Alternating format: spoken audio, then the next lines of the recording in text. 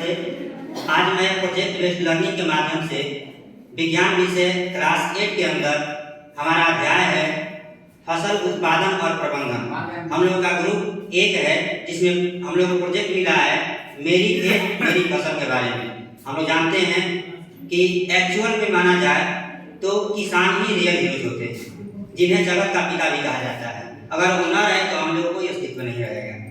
तो उन्हीं लोगों के द्वारा फसल का अलग अलग प्रकार भी विभाग किया गया है। जैसे देख सकते हैं हमारे प्रोजेक्ट में बनाया गया है रबी फसल है, खरीफ फसल है, जायद फसल है। और हम लोग प्राय ये देखते हैं कि खेती करने में बहुत ज़्यादा पानी नुकसान भी होता है, जिसके लिए हमारी टीम ने ड्रिप इरिगेशन के माध्यम से दिखाने की कोशिश किए हैं कि पानी को यदि हम थोड़े थोड़े करके केवल पौधे के जड़ों तक गिराया जाए तो जो वेस्ट ज़्यादा पानी बर्बाद होता है उससे हम लोग पानी बचा सकते हैं। और भी हमारी टीम द्वारा बताया जाएगा, तो हम चाहेंगे बारी से आएँ। और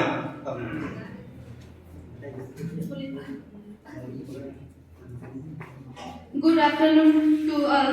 मैं डिम्पल कुमारी GMS ईटाड़ी से। हम यहाँ ड्रिप तंत्र बनाए हैं। ड्रिप तंत्र में क्या होता है कि पाइपों का जाल लगा होता है और पाइप में छिद्र किए जाते हैं, जिस छिद्र के माध्यम से पौधे के जड़ों तक पानी पहुँचाया जाता है। इससे 2-3 लाभ है। जैसे पहला लाभ होगा कि पौधे की जड़ों तक पानी जाएगा तो जो अनावश्यक पौधे होंगे नहीं उगेंगे। और दूसरा इससे लाभ होगा कि पानी का वेस्ट नहीं होगा।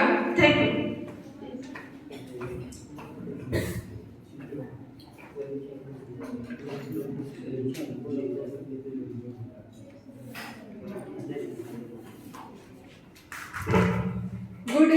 Good afternoon everyone. मेरा नाम रीचा पांडे है। मैं MS विद्यालय दुबई राजपुर ब्लॉक से आई हूँ। हमारा प्रोजेक्ट आज है मेरी खेत मेरी फसल। हम लोग को ये प्रोजेक्ट में दिखाया जाएगा कि हम लोग खेती की कौन कौन सी विधियों को अपनाएंगे जिससे खेती की उर्वरकता बनी रहे या फिर फसलों का उत्पादन अधिक हो। हम लोग जानते हैं कि फसल 3 प्रकार की उगाई जाती हैं, एक रबी का फसल, एक जायद का फसल, एक खरीफ का फसल। Thank you.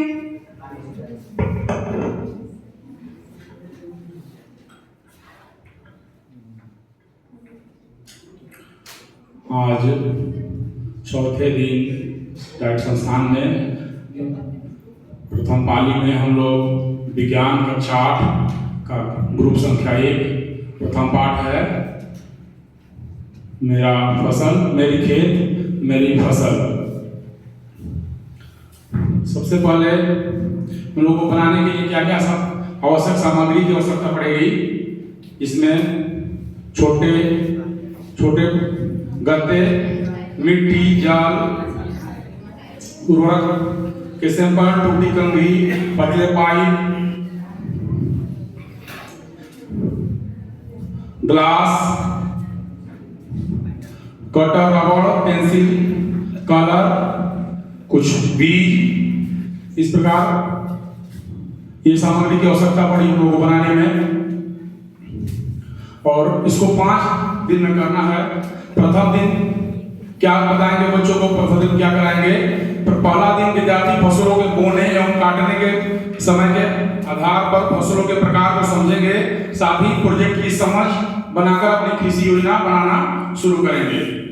दूसरा दिन विद्यार्थी जुताई और बुआई सीखेंगे तथा अपने कृषि मॉडल के लिए उपकरण बनाएंगे, उपकरण का प्रयोग भी करेंगे। जैसे खरीफ बताया गया है, खरीफ जून से सितंबर तक मक्का, धान, सोयाबीन, मूंगफली, कपास आदि पौधे का प्रयोग करते हैं। उसमें 1-2 सिंपल दिया गया है। रबी फसल अक्टूबर से मार्च तक, जो कि चित्र में दर्शाया गया है। उदाहरण के लिए गेहूं, चना, मटर, सरसों आदि। जायद फसल अप्रैल से जून तक, जैसे सब्जियां तरबूज, खीरा, खरबूज, ककड़ी, भिंडी, तरोई, करेला, लौकी। दलहन में मूंग, उड़द, अन्य फसल सूरजमुखी, मक्का, धान, इस कुछ उसमें सैंपल भी दिखाया गया चित्र में।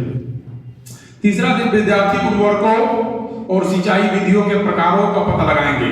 आज से पहले हम लोग सिंचाई कैसे करते थे, उर्वरक की क्या व्यवस्थाएं थी, वर्तमान समय में क्या हो रही है, और जो हमारे पास चुनौतियां हैं उर्वरक से जो मिट्टी दूषित हो रही है और सिंचाई जल की कमी हो रही है, तो आगे हम कैसे उसका बचाव करेंगे, कैसे उसमें नवाचार लाएंगे, इस पर भी हम लोग तीसरा दिन विद्यार्थी को चर्चा करेंगे, समझेंगे। कुछ बताया भी गया है उसमें नवाचार, जैसे जल सिंचाई की व्यवस्था किया गया है और जैविक खाद जो है आजकल जो मिट्टी दूषित हो रही है उसके लिए।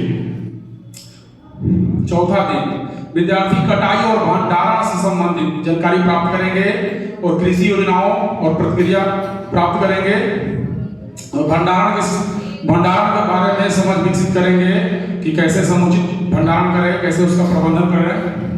पांचवा दिन विद्यार्थी अपने मॉडलों को अपने साथियों के समक्ष प्रस्तुत करते हैं और चर्चा करते हैं कि आने वाले दिनों में अपने खेत का ख्याल कैसे रखेंगे और अपनी परियोजना की यात्रा पर विचार कर समझ विकसित करते हैं। और उसके उपरांत विद्यार्थी द्वारा किए गए प्रयासों की सराहना करेंगे ताकि उनका आत्मविश्वास बढ़े और नवाचार के प्रति नवाचार की वृद्धि हो और उसका लाभ आने वाली पीढ़ियों को मिले। जैसे कि उर्वरक का प्रयोग, तुलनात्मक दृष्टि से पहले हम लोग उर्वरक का प्रयोग जैसे जैविक खाद का प्रयोग करते थे, बीच में फसल उत्पादन की दृष्टि से नए नए उर्वरक का प्रयोग होने लगा और आजकल हम लोग देख रहे हैं कि उसके वजह से मिट्टी दूषित हो गई। जितने भी उसमें जीव होते थे वो मर रहे हैं। जैसे कहा गया कि किसान का परम मित्र केंचुआ, जो कि चित्र में दर्शाया गया है, बाएं साइड में दर्शाया गया चित्र में, किसान का परम मित्र होता है। उर्वरकों के कारण उनका क्षरण हो रहा है, बहुत कम खेतों में केंचुआ देखने को मिल रहा है। हम लोग बचपन में जब जाते थे तो बरसात के दिनों में देखते थे कि केंचुआ से तो डर लगता था, हाथ उठा के देखते भी थे, अब दिखाई नहीं दे रहा है। और गोबर, सड़ा हुआ सब्जी का जो भी छिलका है, इन सारी चीजों से हम लोग प्रयोग करके कक्षा में भी दिखा सकते हैं। सब्जी का छिलका या पुराना गोबर बनाकर जैविक खाद का हम लोग उदाहरण दे सकते हैं। और सिंचाई का अभी जल से प्रयोग करके दिखाएंगे। पहले हम लोग सिंचाई कैसे करते थे, वर्तमान समय में जल की कमी हो गई है, तो कम जल में जल बर्बाद न हो और हमारा जहां आवश्यकता हो जितनी जल की उतना जल से हमारा काम भी हो जाए। तो ड्रिप तंत्र के माध्यम से जल जो है हमारा पाइप के माध्यम से जहां जहां फसलें हैं जितनी आवश्यकता है उतनी ही मात्रा में जल का प्रयोग हो। ज्यादा गिर गया।